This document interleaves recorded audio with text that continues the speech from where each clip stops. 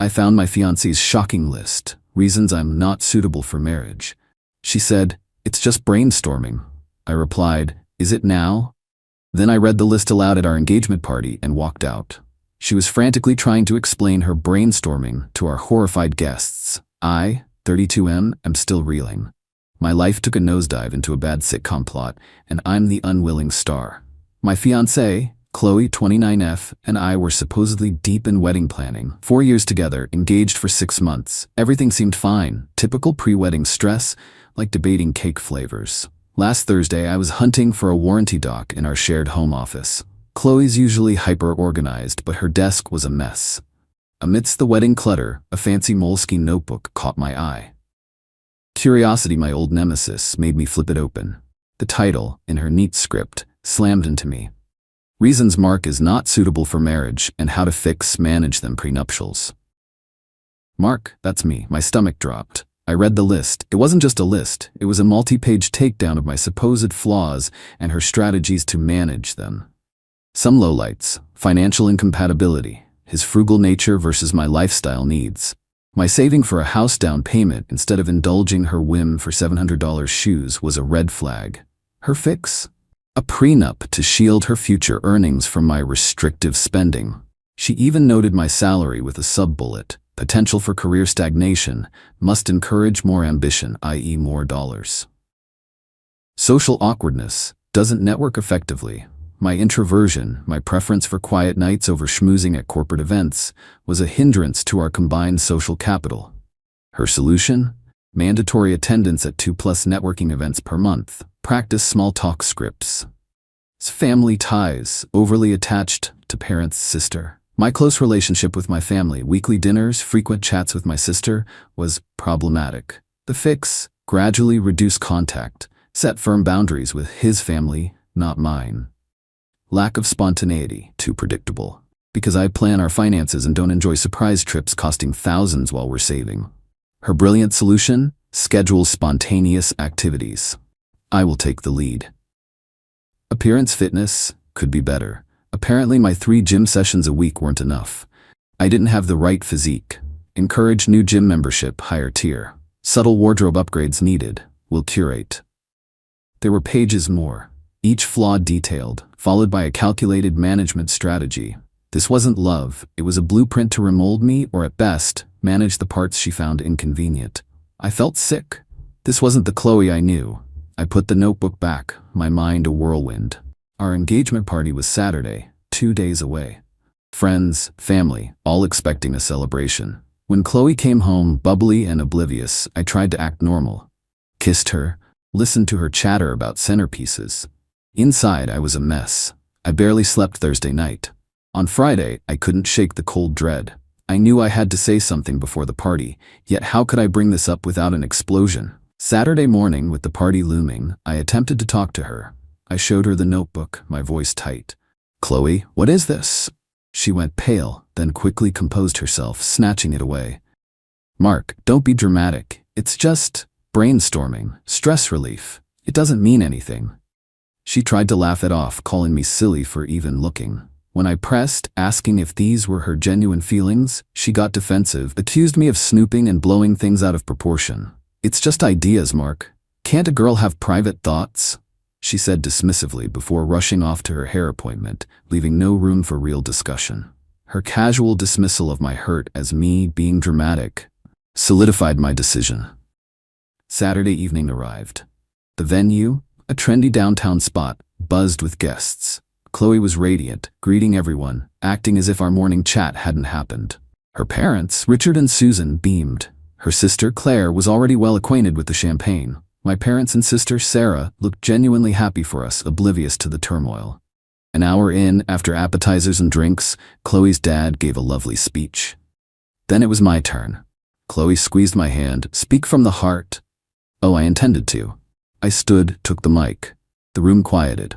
"Good evening, everyone," I began, my voice steady. "Thank you for coming to celebrate what was meant to be a joyous occasion. Chloe has been especially diligent in her planning."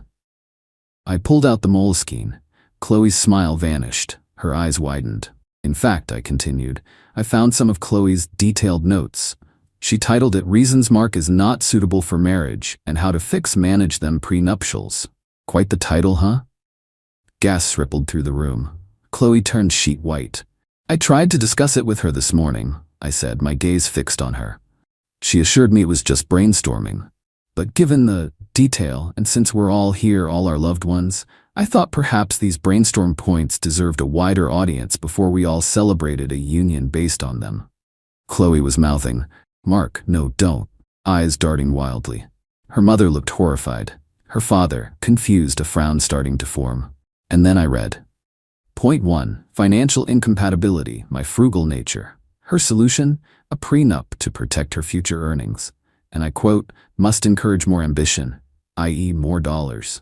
Dead silence. I read about my social awkwardness, the mandatory networking, some friends' suppressed smirks. When I got to family ties, overly attached to parent's sister, I looked at my family. Apparently, loving my family is a problem needing gradual reduction. Sorry, Mom and Dad.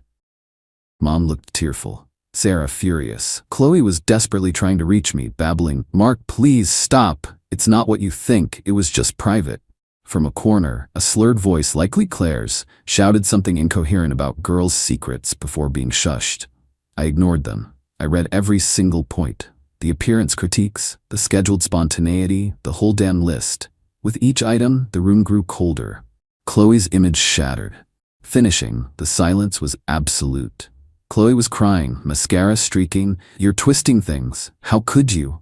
Twisting things? I echoed. This isn't a diary, Chloe. This is a plan to change me or tolerate me while ensuring your comfort. This isn't love. After you dismissed my feelings this morning, I realized this was the only way to make the gravity of this clear. I looked at our guests. I apologize. Clearly, there's nothing to celebrate. I placed the engagement ring, my family's heirloom stone, a setting I'd spent months on the table beside her notebook. This belongs to you, I told Chloe. Consider this engagement and relationship over. I turned and walked out. Behind me, chaos erupted. Chloe wailing, her parents shouting, guests murmuring in shock. I didn't look back, just kept walking into the cool night, finally breathing. What now? Numb, furious, and a tiny stupid bit heartbroken. Update 1. 1 week later. Thanks for the comments and DMs. Seriously validating. Knowing I'm not nuts helps. The fallout from Partygate, Sarah's nickname, has been intense. That night, my phone exploded. Chloe, her parents, Claire, her coolest friends, ignored them all. My parents and Sarah found me at a bar offering quiet support. Sarah was livid on my behalf. The next day, voicemails. Chloe's tearful, unconvincing apologies. Silly list. Stressed, didn't mean it, you misunderstood. Her mother Susan screeching about how I'd humiliated them and owed them an apology and party costs. Her father, Richard, left a conflicted-sounding message, muttering about disappointment, but also echoing Susan's points about public embarrassment. Claire's texts were pure gold. You think are perfect? You shamed her. Real men talk, not throw tantrums. And you owe her big time. Make it right. The family entitlement is staggering.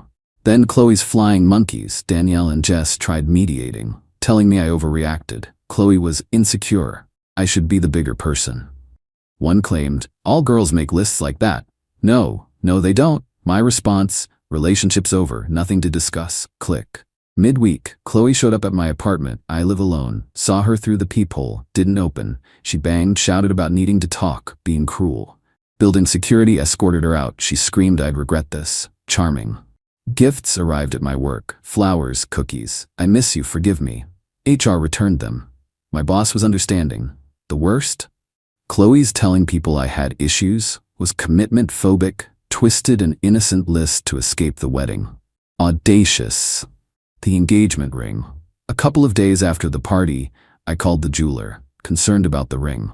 He confirmed he still had it and mentioned Chloe and her mother had indeed come in, quite agitated, trying to get a cash refund.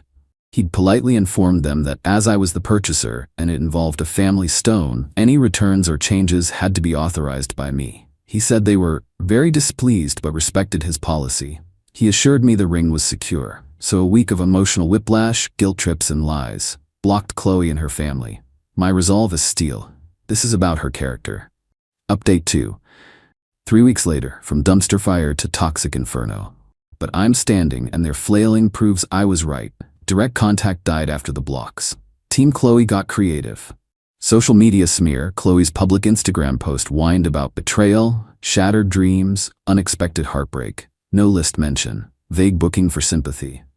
Comments mixed, clueless support with snake emojis and list questions, quickly deleted.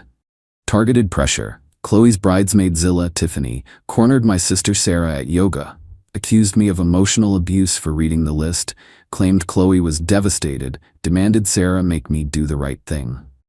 Sarah told Tiffany to take her manipulative BS and downward dog and get the hell out, then reported her for harassment. Go Sarah. Chloe's mom, Susan, called my mom, cried about Chloe not eating, withering away, suggested our moms meet to work this out and get the kids back on track. My polite but steely mom, Susan, your daughter detailed plans to manipulate my son. The only thing Mark needs back on track from is Chloe. Don't call again. Hung up. Hero. The pièce de résistance, a legal letter from Richard, Chloe's dad's last name. While his initial voicemail had sounded somewhat torn, this letter was pure aggression, likely heavily influenced by Susan and Chloe's outrage. It demanded public apology for defamation and emotional distress, return of all engagement gifts to them for them to redistribute, compensation for the party, $20,000 damages for Chloe's suffering and reputation harm. The ring back, entire ring, heirloom stone included, claimed it was a conditional gift defaulting to her family, full of bad legal jargon threatening further legal action in 7 days. I laughed, the nerve. My response? Took their letter and Chloe's list, photocopied, naturally, to a real lawyer. A shark. Miss Albright, she read it, grimly smiling. Mr. My last name, this isn't legal, it's a wish list from delusional bullies. They're entitled only to a dictionary to look up audacity. Her actual, intimidating legal letter stated, no apology. I suffered defamation from Chloe's list and her subsequent dismissal of my valid concerns. My family friends' gifts returned to them by me. Her side's gifts, her problem. No party compensation, Chloe's duplicity and dismissiveness caused the disaster. Damages claim frivolous. Pursue it. I'd countersue for my distress fees. The ring, heirloom stone, verifiably my family's, setting bought by me. Claiming it is attempted theft. Added a jab about her prenup list revealing her financial motivations. Ouch. Sent certified mail. Deafening glorious silence from them since. Chloe deactivated Instagram. Tired of snakes, maybe. Ms. Albright's pricey, but the peace of mind and seeing their demands professionally crushed? Priceless. This isn't just dodging a bad marriage. It's making clear I won't be bullied, manipulated, or gaslit. They messed with the wrong frugal, socially awkward, overly attached to family guy. Revenge isn't loud, it's methodical, legal. Watching them hit a brick wall named reality, and her legal counsel. Final update, 6 months post-Partygate. Life's surprisingly normal. Time for a final update. After Miss Albright's letter, the demands from Chloe and her family ceased. Completely. Not a peep. Richard didn't pursue his legal action. Perhaps seeing the legal counter-arguments, and after the initial family outrage died down, his earlier reservations about Chloe's list resurfaced. Susan stopped trying to enlist my mother. Claire presumably found someone else to blame for her hangovers. The ring? Still safely with the jeweler, under my name. I haven't decided what to do with the setting yet, but the heirloom stone is secure. Maybe I'll design something for my sister Sarah with it someday. She deserves it after being such a rock star through all this. Chloe's fate? The general consensus from acquaintances and a few of her former friends who distanced themselves after the public fallout painted a clear picture. Her parents, Richard and Susan, after Ms. Albright's letter likely forced some hard conversations, seemed to have had a serious talk with Chloe. Word was Richard, in particular, was deeply embarrassed by the whole affair and urged Chloe to take responsibility for her actions. They apparently told her she needed to mature and find a way to support her desired lifestyle independently. Her part-time marketing gig eventually ended. After the engagement blew up so publicly, and her reputation took a hit, her performance reportedly suffered. She was let go a couple of months ago.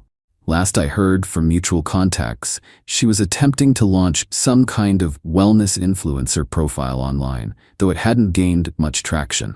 Her posts were still full of vague platitudes about overcoming adversity, with little sign of self-awareness. Her core group of enabling friends seemed to have drifted.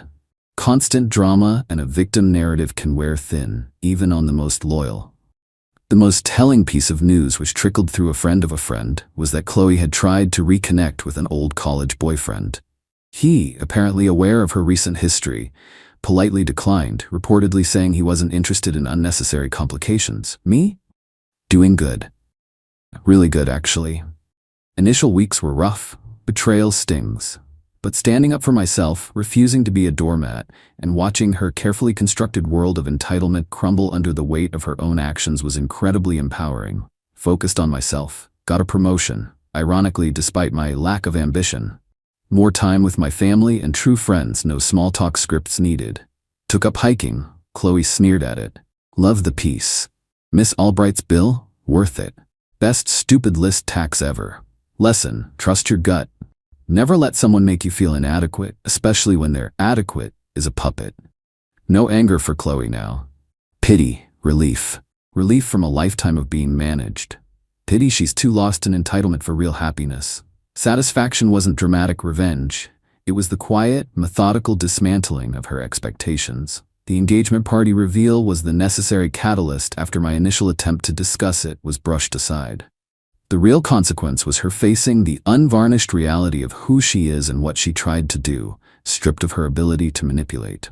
She wanted calculated benefits. She got calculated consequences, her own. Thanks for reading. Helped more than you know. Now, a mountain awaits, literally.